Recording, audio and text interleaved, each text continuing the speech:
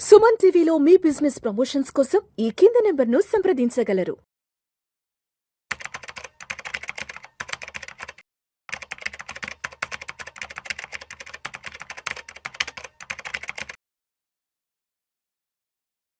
నమస్తే, welcome to Vishnu talks. నేను విష్ణు. ప్రస్తుతంతో పాటు certified financial planner doctor Bachu Anil Kumar గారు ఉన్నారు.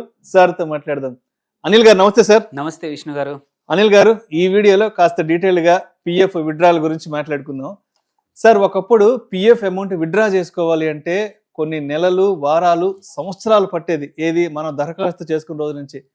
ఇంకా చెప్పాలి అంటే పిఎఫ్ విత్డ్రా చేసుకోవడానికి పిఎఫ్ ఆఫీస్కి వెళ్ళి దానికి కావాల్సిన జిరాక్స్ కాపీలు, ఆధార్ జిరాక్స్లు, పాన్ జిరాక్స్లు, లేదా ఓటర్ కార్డ్ జిరాక్స్లు, రకరకాల జిరాక్స్లు కట్ట తీసుకెళ్ళి ఆ క్యూ లైన్లో పొద్దుననంగా నిల్చుంటే సాయంత్రానికి ఆ డాక్యుమెంట్ చేసుకొని ఆ మిగతా ప్రాసెసింగ్ అంతా ఒక 6 నెలలకో సంవత్సరంకో పట్టేది ఒకప్పుడు మనం చూసిన సిచ్యువేషన్స్.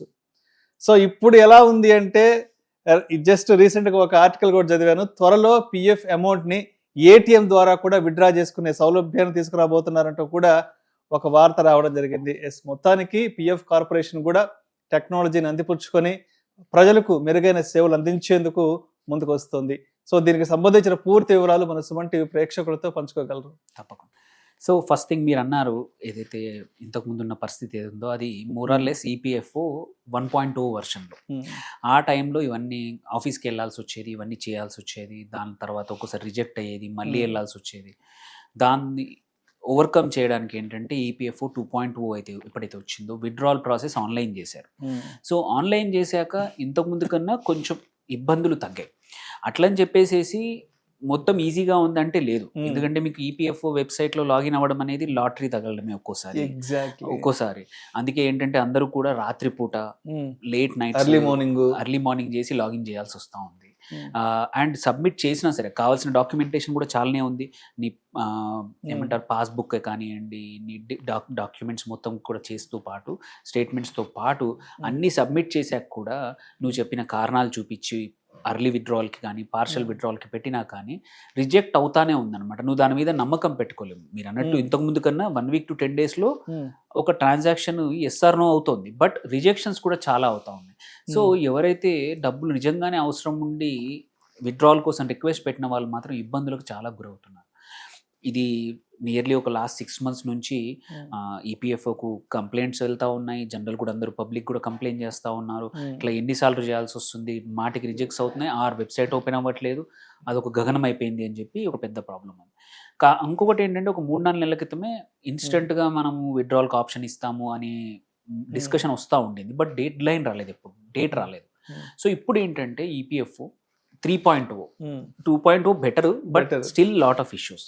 బట్ నెక్స్ట్ ఏంటంటే ఇన్స్టెంట్గా ఈటీఎం ద్వారా కూడా మనం ఏటీఎం ద్వారా కూడా విత్డ్రా చేసుకోవడానికి అవకాశం ఇవ్వబోతున్నాము అని ఇప్పుడు కొత్తగా వచ్చిన 3.0లో వచ్చిన అంశం అనమాట. ఇక్కడ ఏంటంటే బేసిక్గా ఈ డాక్యుమెంటేషన్స్ అవసరం లేకుండా ముందే కేవైసీ కరెక్ట్గా చేసేసి మీ ఆధారు, మీ ఈ నంబర్స్ అన్ని లింక్ అయి ఉండి సైమల్టేనియస్లీ మీ బ్యాంక్ అకౌంట్ కూడా మీ పిఎఫ్ అకౌంట్కి లింక్ అయి ఉండి ఇవన్నీ కరెక్ట్గా ఉండేట్టు చేస్తారు. ఇదంతా కూడా January 2026 ఇంకొక 3 నెలలు 4 నెలల్లో స్టార్ట్ అవబోతోంది. ఆ తర్వాత నీకు కావాలంటే ఈ వారం రోజులు 10 days కూడా అవసరం లేదు. మీ కేవైసీ అన్నీ కరెక్ట్గా ఉన్నాయంటే, బికాజ్ మొత్తం ఆన్లైన్ చేస్తారు, ఇన్స్టెంట్గా నీకు డబ్బులు వచ్చేది ఉందా లేదా, నువ్వు చూపించిన కారణం స్ట్రాంగ్గా ఉంది, రీజన్ ఉందంటే మాత్రం నీకు ఇన్స్టెంట్గా విత్డ్రా చేసుకోవడానికి ఇప్పుడు January నుంచి అవకాశం రాబోతుంది అనమాట. సార్, ఇంకొక ఇష్యూ కూడా ఉండేది సార్. ఇప్పుడు అన్ఆర్గనైజ్డ్ సెక్టార్లో కొంతమంది ఉంటారు కదా, వాళ్ళకి చాలా ఇబ్బంది అయ్యేది. ఈ లాగిన్ అవ్వడము, పాస్వర్డ్లు, ఇదంతా కూడా చాలా మందికి అవగాహన ఉండేది కాదు. అంటే ఎవరైతే బాగా వెల్ ఎడ్యుకేటెడ్గా చదువుకుని ఇటువంటి వాళ్ళకి కొంత ఆన్లైన్లో లాగిన్ అవ్వడము, ఆ లాగిన్ క్రెడెన్షియల్స్ ఇవ్వడం, ఇదంతా కూడా కొంచెం ఈజీగానే ఉండేది. బట్ అన్ఆర్గనైజ్డ్ సెక్టార్లో ఉండే వాళ్ళ మాత్రం చాలా ఇబ్బందులు ఉండేవి సార్. అవును. సో ఇప్పుడు ఈ ఇబ్బందులు తీర్చడానికి ఇప్పుడు ఏంటంటే ఏదైతే మాటికి లాగిన్ అవ్వడం కూడా కష్టం ఉండే దానికోసమే ఐటీ ఇన్ఫ్రాస్ట్రక్చర్ని స్కేలప్ చేస్తూ ఉంది ఈపీఎఫ్. సో అందుకోసమే జనవరికి వరకు టైం తీసుకుంటోంది. ఈ లోపల మొత్తం టెస్టింగ్ చేసేసి కావాల్సిన ఇన్ఫ్రాస్ట్రక్చర్ తయారు చేసి ఎప్పుడు ఎవరికి కావాలన్నా సరే ఇన్స్టంట్గా ఒక డెబిట్ కార్డ్ కూడా ఇవ్వబోతోంది. అందరికి కూడా ఏటీఎం కార్డ్, డెబిట్ కార్డ్ ఇవ్వబోతుంది. దాని ద్వారా నువ్వు ఎప్పుడైనా సరే డినామినేటర్, అన్ని ఏటీఎంస్లో ఇది పనిచేయదు, కొన్ని ATMs, separate ATMs, special ATMs ఉంటాయి. వాటి ద్వారా విత్డ్రా చేసుకోవడానికి మన ఫోన్ నంబర్ లింక్డ్ ఓటీపీ ఉంటుంది. దాంతో విత్డ్రా లిమిట్ కూడా ఇంత ఒక లిమిట్ పెట్టచ్చు. ఏటీఎం ద్వారా మొత్తం ఇవ్వకపోవచ్చు, బట్ ఎవరికైనా ఎమర్జెన్సీ అవసరాలు ఉంటే మాత్రం నీ దగ్గర డబ్బులుండి కూడా ఇబ్బంది పడుతున్న పరిస్థితి నుంచి బయటికి మాత్రం వస్తారు. తర్వాత కంపల్సరీ ఆధార్ బేస్డ్ కేవైసీ అనేది ఈ లోపల ఈ కార్డ్ ఇవ్వాలి అంటే డెబిట్ కార్డ్ ఇష్యూ చేయడానికి అవసరం కంపల్సరీ అనమాట. సో ఇందులో కూడా ఏంటంటే మీ ఖాతా చూసుకోవచ్చు, లాగిన్ చేసి ఆ ఏటీఎం కార్డు ద్వారా కావాలంటే ఇంత అమౌంట్ విత్డ్రా కూడా చేసుకోవచ్చు అనమాట. సో ఇప్పుడున్న సిస్టమ్కి కొత్త సిస్టమ్కి ఏంటంటే ఇప్పుడు 7 నుంచి 10 రోజులు పడుతూ ఉంది ఒక ట్రాన్సాక్షన్ క్లియర్ కావాలంటే. అది ఇప్పుడు ఇమ్మీడియట్గా అయ్యే అవకాశం ఉంది. ఇంతకుముందు డాక్యుమెంటేషన్ అంతా ఇవ్వాల్సి వచ్చేది, ఇప్పుడు అవసరం లేదు అది. సో గతంలో ఏంటంటే 1 లక్ష రూపాయల వరకు లిమిట్ ఉండింది ఏది ఏమైనా ఎమర్జెన్సీ అవసరాలకి చేయడానికి. ఇప్పుడు అది 5 లక్షల వరకు అయ్యే అవకాశం ఉంది ఏది మొత్తం ట్రాన్సాక్షన్. కాకపోతే ఏంటంటే మీ పిఎఫ్ ఖాతా మీ బ్యాంకుకు నేరుగా లింక్ అయి ఉండాలి. అది అయితేనే ఈ విత్డ్రాల్స్ అనేది పాసిబుల్ అన్నమాట.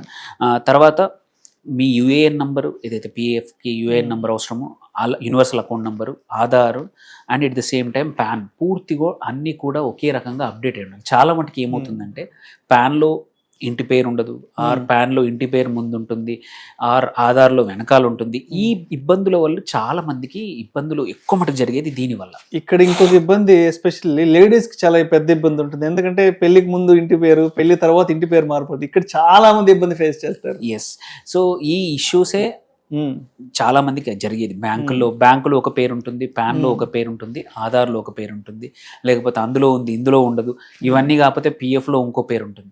సో ఈ ఇష్యూస్ రాకుండా కరెక్ట్గా సెట్ చేసుకుంటే ఎవరికి ఏమి ఇబ్బంది రాదు. ఫస్ట్ మనం చేయాల్సింది ఏంటంటే అన్నిట్లలో అన్ని చోట్ల వెదర్ ప్యాన్లో కానివ్వండి, ఆధార్లో కానివ్వండి, బ్యాంక్ అకౌంట్లో కానివ్వండి ఒకే రకంగా ఉంటే ఏంటంటే ఈజీగా ఉంటుంది.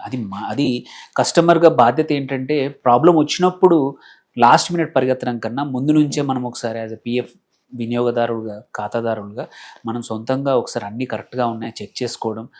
ఇప్పుడు డబ్బులు అవసరం ఉన్నా లేకపోయినా సరే, ఇదేంటంటే మీరు పిఎఫ్ విత్డ్రాల్ చేయదలుచుకోవట్లేదు, బట్ స్టిల్ ఇవన్నీ అప్డేట్ కరెక్ట్గా ఉంచుకొని కేవైసీ ఇప్పుడు వాళ్ళు నార్మ్స్ క్రియేట్ చేయబోతున్నారు, కేవైసీ కూడా చేసుకుని ఎప్పుడైనా అవసరం వచ్చినప్పుడు మాత్రం ఇన్స్టెంట్గా మనకి డబ్బులు తీసుకునే అవకాశాలు ఉంటాయి.